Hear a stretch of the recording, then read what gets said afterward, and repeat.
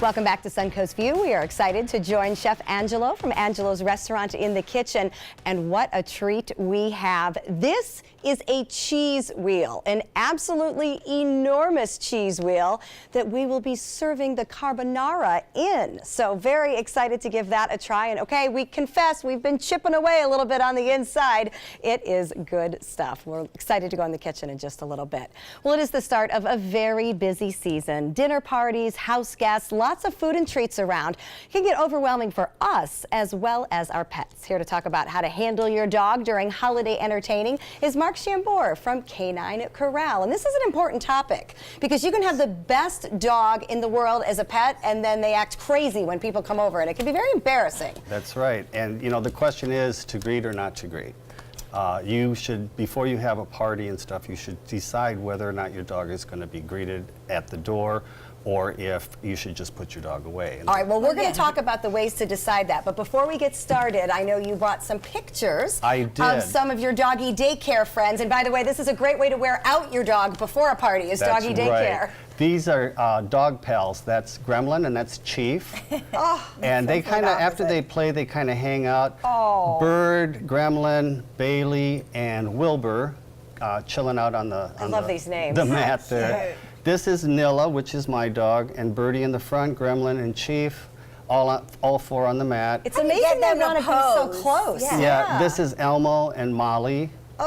It's so cute. This is Paxton and Daisy. So the big dogs hang out together. Yeah, and that's my new dog. That's Raz. He's new to the pack. And he's all ears. He's all ears. He is all ears. Yeah. Very cute. Well, daycare is actually a great way and one I've always used to kind of take the edge off the dog before a big event. But regardless of whether you're doing that, what kind of things do we need to consider in terms of entertaining?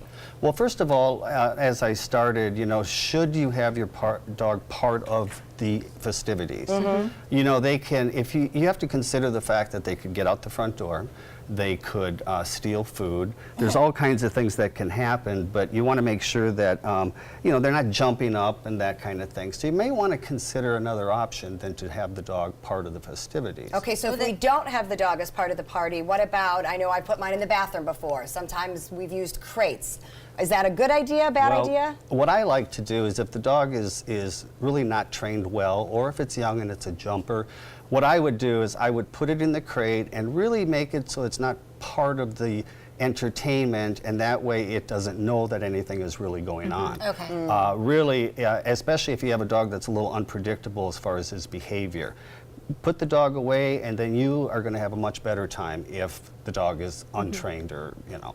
You want to have fun, and you don't want to have to be going after your dog the whole time and worrying about your dog. Is it something you have to be embarrassed about, though, if you do put your dog in the crate? I mean, that's what I always feel, because then, honestly, mine tend to bark because they're mad they're shut up. What I tell people, like, when they're correcting their dog and somebody sees it, I prefer that you're not embarrassed by putting the dog away so that you don't have to be embarrassed during the festivities, and the dog is the whole show. Yeah. Right. So don't feel bad, just put your dog away. That's their den, they'll feel happy there. Now, we talked about boarding in terms of during the day to take the edge off. What about actual boarding for events? Is that something that's possible? Sounds good. If you have a dog that may have separation anxiety or really is going to be howling and stuff in its crate because it knows something's going on, we do boarding at the K9 Korral. Just board your dog for the holiday, and that way you don't have to worry about it at all. And they can play, they'll have their time, and then you don't have to worry about the dog really, or you feeling bad that it's in a crate.